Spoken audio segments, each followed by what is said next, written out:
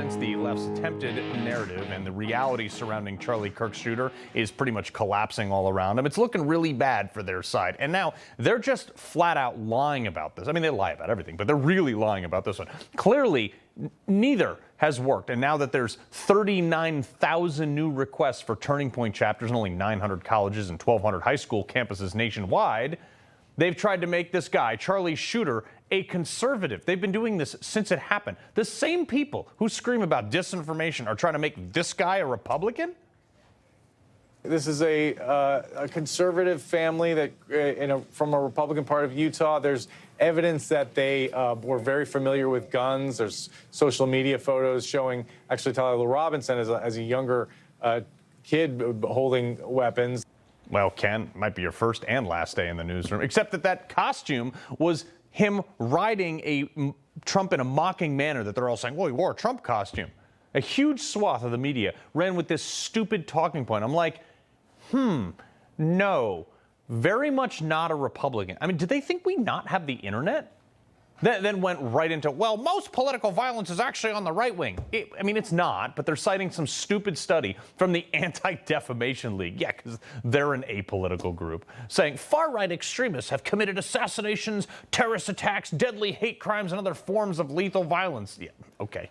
I read this whole article. It was mind-numbing. The statistical gymnastics these people used to get there was like dubious at best, okay? And how they define right and left is heavily doctored to fit their narrative, ignoring the fact that many of the recent trans shooters align almost perfectly with the left, not the right.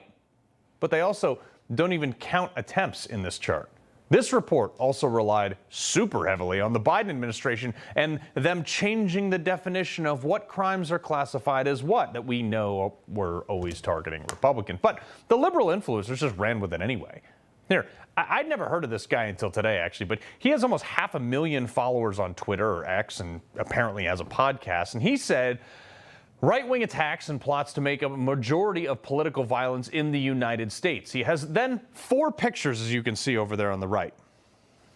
This is the, well, yeah, but the right is actually bad.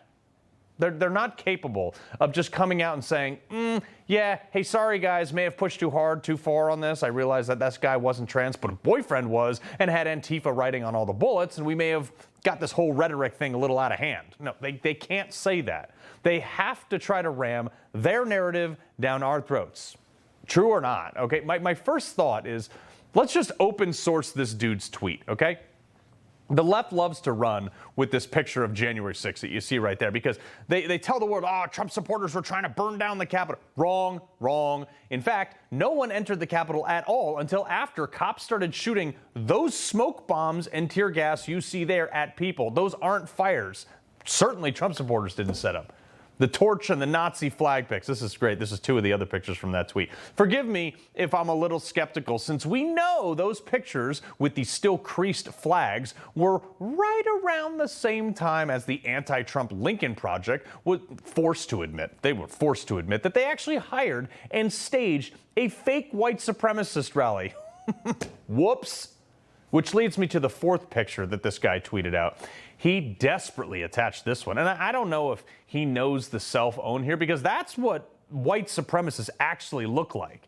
They don't look like a bunch of prim and proper hired Democrat fanboys that brought tiki torches at Walmart last night and their flag yesterday from Amazon. Which is also funny because the other self-own of that same picture with all those people right there that you see, some of those guys, a lot of those guys got off because the FBI entrapped them. In fact, there were more FBI guys planning the Whitmer kidnapping that this guy is tweeting out about. They were egging them on than there were actually participants in the kidnapping itself, or the attempted. Kind of like the concerns many of us have about the January 6th, but I digress. And to further prove how not prevalent the neo-Nazi movement is on the right, when a white supremacist group had a rally in front of the White House when Trump was in there, the national media gave this like wall-to-wall coverage. It was advertising in hopes that they could get a bunch of people to show up and nail it to Trump. And you know what? Only 20 dudes showed up. This is the left's desperation. Look, I can debunk these all day. Here, this was one of my faves, the Krasenstein brothers. Okay. Remember this guy who shot the Minnesota state legislators last month? This guy, Krasenstein, tweets out, oh, MAGA, are you going to gaslight us into thinking the Minnesota shooter Vance Luther Bolter was a Democrat, and now that he's found to have a registered Republican and his roommate and best friend since fourth grade says he literally voted for Trump? Okay. I mean, the Lincoln Project folks were also registered Republicans, but whatever. Well, also, this guy was appointed by Tim Walz. I hear Tim Walz is really in the business of appointing super Trump MAGA voting people, right? He also was found with no Kings posters in his car, which are inherently anti-Trump. And who did he off? Oh, right. 2 Democrats, and husband and wife too, just voted. The people he shot just voted against their fellow Democrats. So no, the guy was not a Trump supporter. Try again, Krasenstein.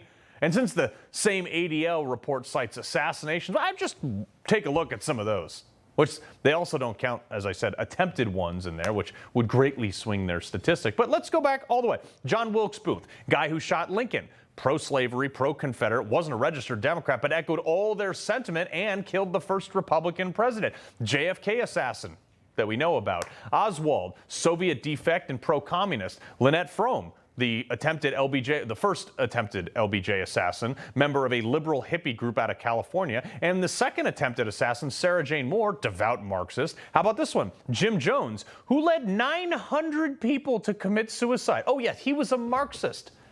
But hey, remember when Kamala's mentor, Willie Brown, held a testimonial dinner for him? Oh, yeah, hey, me too. But yeah, he's right wing, sure. Joanne Chesimard, Black Panther Party. They're a Republican group. Nope, not at all. She killed a New Jersey state trooper. Don't forget Bill Ayers with the Weather Underground. That dude bombed police stations. Oh, wait, wasn't that Obama's buddy? Oh, yeah, from the beginning. Yep, sure was. Nick Rosk, he was very, very upset about the Dobbs decision, so tried to knock off Brett Kavanaugh. People on the right were upset. No. That's right. Only leftists were upset over the overturning of Roe v. Wade. Yes, that's right. Cody Balmer, the guy who lit Democrat Governor Shapiro's joint on fire. Oh, yeah, that guy was a Democrat. He was pro-Palestine. Weird. Not a lot of people on the right like that. James Hugginson, he shot Steve Scalise at the congressional baseball game. Not a Republican. Who's firebombing Tesla dealerships? Oh, right. It's libs. Yes. Forget all the Democrats shooting other Democrats in blue cities across the country, too. I'm not even getting there. I just listed more people than that ADL study even acknowledges. Just, it doesn't fit their narrative, so they left it out. My point is, liberals are liars, and when their backs are against the wall, they're just going to lie more. So, call them out. Information. Truth is freedom. Is Newsmax. It's real news for real people.